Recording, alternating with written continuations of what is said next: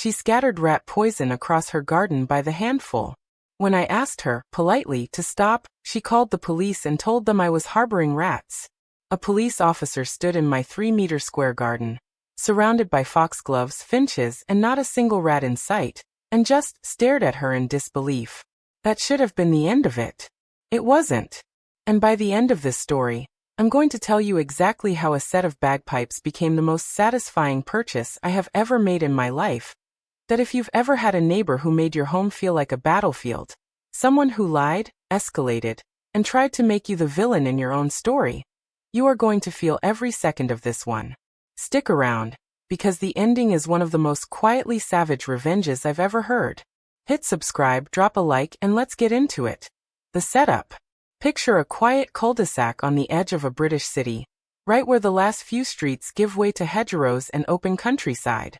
Semi-detached houses, tidy front gardens, the kind of street where nothing much happens. That's where our protagonist, I'll call her Claire, has lived for over 20 years. In the summer of 2002, a new family moved in next door. A mother, now in her 90s, and her daughter, decades older than Claire, who had become her mother's full-time carer. On paper, it sounded almost sad. Sympathetic, even. Claire remembers hearing why they'd relocated. Death threats.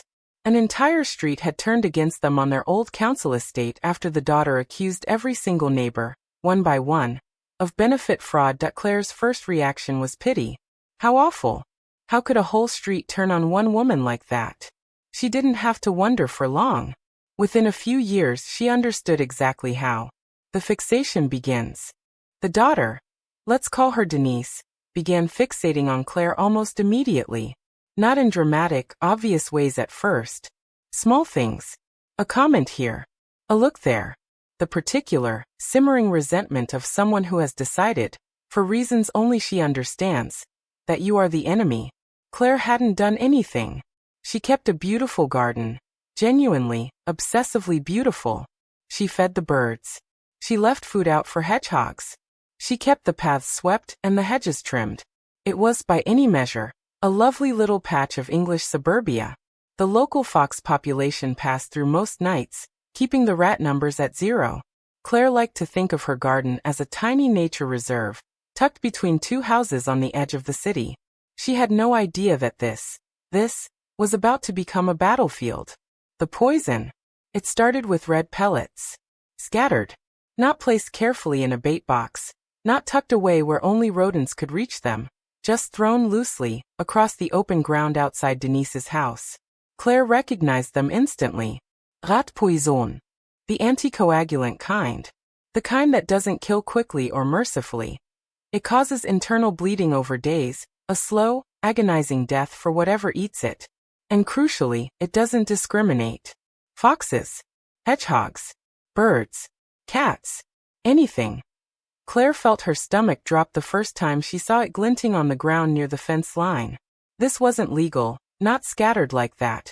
It has to be contained, species-specific, controlled. And in an area with protected field mice nearby, the council didn't even want it used at all. So Claire did the reasonable thing. The neighborly thing. She knocked on the door and asked, kindly, she insists, genuinely kindly, if Denise could stop scattering it so openly. She explained the risk to foxes, to hedgehogs, to every bit of wildlife that had made this tiny street feel alive. She was not prepared for what came next. The accusation. Within days, Denise was telling anyone who'd listen that Claire was keeping rats next door. That Claire had threatened to kill her. Neither of those things had happened. Not once. But Denise didn't stop at gossip. She called the police.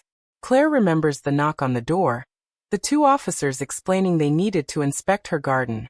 Someone had reported a rat infestation, and a threat of violence. Claire's heart was hammering. Not from guilt. From the sheer, disorienting unfairness of being investigated for something invented out of thin air. She let them in without hesitation. She had nothing to hide. She had a garden she was proud of. And that's exactly what the officers found. One of them, a policewoman, actually stopped mid-inspection to admire it. She couldn't believe how many bird species Claire had drawn into such a small space. She said so, out loud, standing in a garden that was supposed to be crawling with rats, and instead smelled like honeysuckle, and had a robin watching them from the fence. Here were no rats. There never had been. Nothing came of the police visit, because there was nothing to come of it. But Claire wasn't finished. She reported Denise to the council for the illegal scattering of poison. A pest control officer went round in person, and by all accounts, he was furious. Furious enough that Denise, for once, had absolutely no comeback. The retaliation. You'd think that would be the end of it. A reasonable person, caught red-handed doing something illegal and dangerous, might feel a flicker of embarrassment. Might dial it back. Denise was not a reasonable person. Instead, the banging started. Cupboard doors slammed.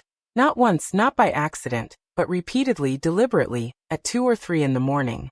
Night after night. The kind of noise that isn't loud enough to be reported, but is absolutely loud enough to jolt you out of sleep, heart pounding, wondering for a half-second if something's actually wrong before you realize. It's her again. Claire wasn't devastated by it. She'd lived next to this woman long enough to know the rhythm of her moods, and besides, Denise and her mother were out most days, running errands, giving Claire blessed pockets of peace. But it was relentless, petty, exhausting in that low, grinding way that wears you down not through any single incident, but through sheer repetition. Every slammed door was a message. I'm still angry. I'm still watching. I haven't let this go. And Claire, lying awake at 2 a.m. listening to cupboards crack shut through a shared wall, found herself thinking the same thing over and over. Fine.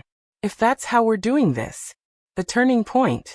There's a particular kind of clarity that arrives after you've been patient for years. Claire had tried kindness.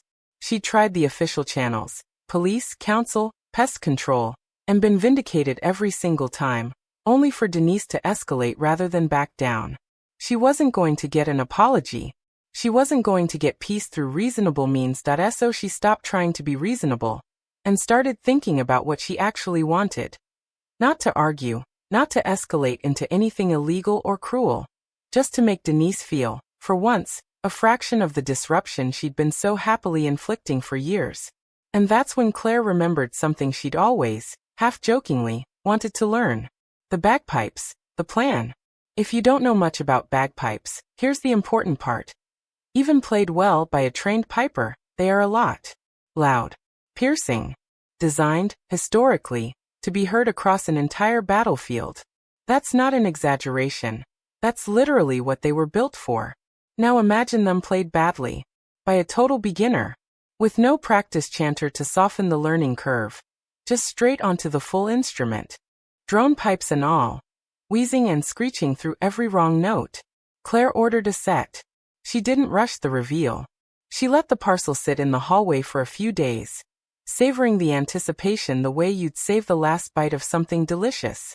When it finally arrived properly, full set, bag, chanter, drones, the works, she carried it out to the garden and just looked at it for a moment. This wasn't about hurting anyone. It wasn't illegal, it wasn't dangerous, it wasn't cruel in any way that could land her in front of a policewoman explaining herself. It was simply loud, legal, and completely justified. She decided she'd practice outside. In the garden. Whenever Denise and her mother were home. Picture it with me. A quiet suburban afternoon. Denise's cupboards, presumably, resting peacefully for once. And then, from over the fence, the unmistakable, guttural drone of bagpipes starting up. Not a tune. Not yet. Just the raw, honking, half-strangled sound of someone learning to fill the bag.